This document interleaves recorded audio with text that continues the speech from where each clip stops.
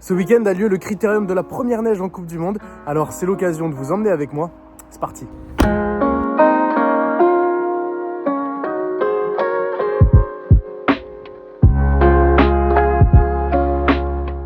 Ça y est, je suis arrivé à Val d'Isère, je viens de récupérer mon accréditation et je me dirige maintenant vers le centre du village où on va pouvoir débuter finalement ce 70e critérium de la première neige avec notamment le tirage au sort des dossards pour le géant de demain.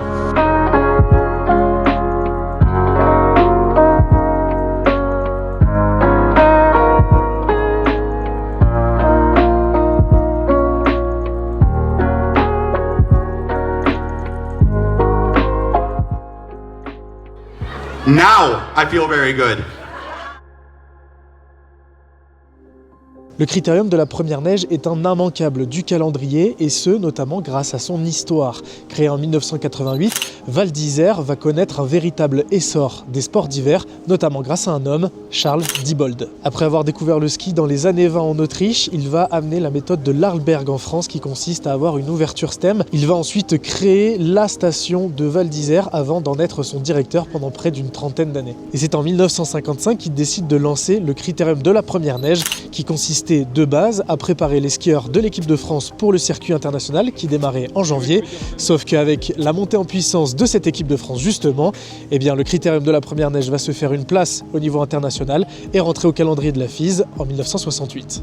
Si son histoire l'a rendu iconique, c'est bien sa piste qui va la rendre mythique. Ici, de Killy à Odermatt, en passant par Stenmark, Hirscher et les plus grands, ils ont tous gagné ici. Le critérium fête donc ses 70 ans cette année et c'est un triple anniversaire avec les 100 ans de la naissance d'Henri Oreiller, premier champion olympique en ski alpin en 1942 et c'est également les 90 ans du club des sports de Val d'Isère. Et c'est un anniversaire important puisque le club des sports de Val d'Isère est l'un des plus importants au monde. C'est simple, c'est le club des sports qui est le plus médaillé aux Jeux Olympiques avec 14 médailles dont 9 en or. Et parmi les athlètes qui ont côtoyé donc ce club, on peut notamment évoquer Jean-Claude Killy, Henri Oreiller, les sœurs Goetschel ou encore de nos jours Victor Mifajandé et Clément Noël. Et d'ailleurs à cette occasion, les médailles olympiques sont justement exposées pour les visiteurs. Alors il n'y a pas les médailles des sœurs Goetschel tout simplement parce qu'elles ont été volées à l'époque. Allez, c'est parti aujourd'hui, c'est jour de géant, on est en bas de la face de Bellewaerde, on a des conditions qui sont optimales, il fait beau, il fait bon, le public est arrivé en masse pour suivre ce géant qui s'annonce palpitant.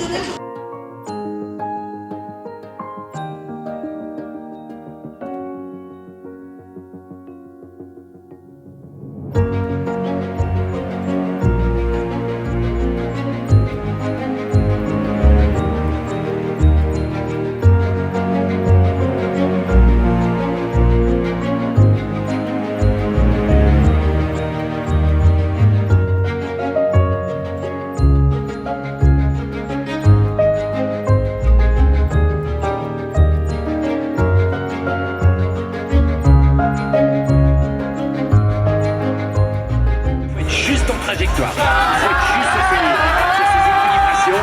Il ne faut pas trop en rajouter parce que la neige accroche beaucoup. La minute de course pour cet énorme champion. Peut-être la dernière fois au départ à Val d'Isère. Terminé pour ce géant avec un fabuleux triplé suisse, Loïc Meillard qui s'impose devant Luca Erni qui signe d'ailleurs son premier podium en géant et devant Marco Odermatt. Et on peut dire que les trois Helvètes étaient ravis. C'est-à-dire chaque triplé, c'est pas le premier pour moi, mais chaque triplé sont spéciaux, chaque triplé reste dans les mémoires en fin de compte et de le partager je pense une nouvelle fois avec Marco mais aussi avec Luca qui fait son premier podium en géant, c'est juste exceptionnel. Beaucoup d'émotions comme jamais je crois dans ma carrière, mais je me suis laissé repasser toutes ces dernières années où je me suis aussi battu et puis je pense aujourd'hui le résultat ça paye pour tout ça. Non, je suis très heureux avec Loïc et Luca sur le podium, c'est très cool. Après moi, je jamais sais que je vais faire un podium. Après, je regarde, c'est Luca qui a deuxième. Après, Henrik, c'était clair qu'il fait un podium. Après, Brandy, moi aussi, alors c'est très cool.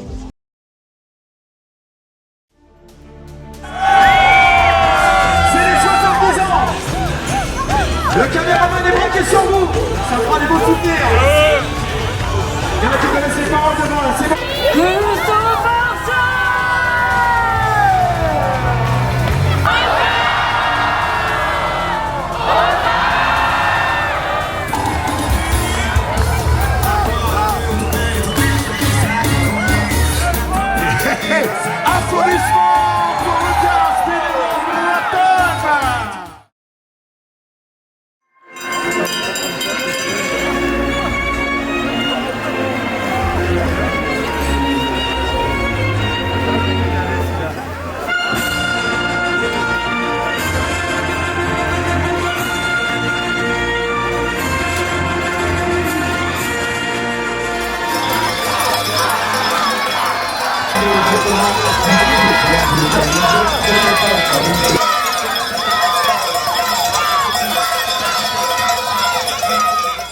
C'est terminé pour ce slalom avec la victoire de Timon Hogan devant Loïc Meyer et Henrik Christophersen.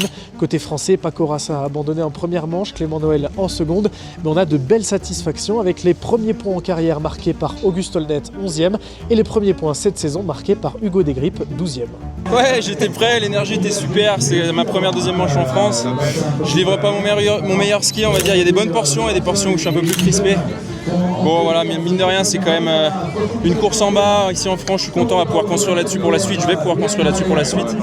Et voilà, j'espère que ça me servira. Et en tout cas, j'ai hâte d'être sur les prochains slaloms pour donner encore du meilleur ski. Je pense que pour l'instant, je réalise pas. Je suis très heureux du résultat. J'ai fait 2 superbes manches avec un gros dossard. J'ai pris beaucoup de risques et tout s'est très bien passé. Je suis très heureux. C'est magnifique, c'est rêvé. Franchement, c'est énorme. Je peux pas rêver mieux comme premier point. C'est cool. Ce petit vlog touche à sa fin, voilà, pour des raisons de droit d'auteur, je n'ai pas pu mettre d'image de la course, mais j'espère tout de même avoir pu vous faire vivre un petit peu ce critérium de l'intérieur. J'espère que ça vous a plu, n'hésitez pas à me le dire en commentaire, à vous abonner et à liker, et moi je vous dis à bientôt.